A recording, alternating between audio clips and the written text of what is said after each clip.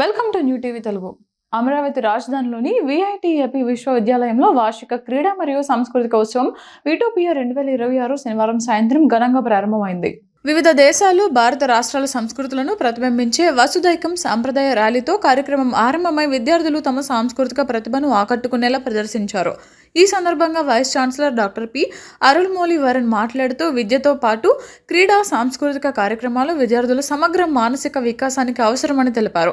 విటోపియా వంటి ఉత్సవాలు నాయకత్వ లక్షణాలు, సృజనాత్మకతను పెంపొందిస్తాయని అన్నారు.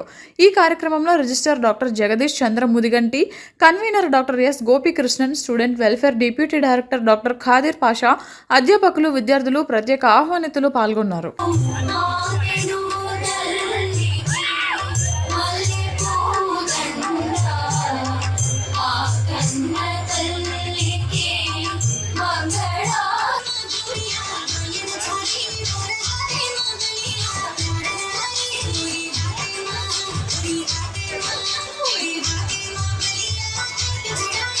Oh,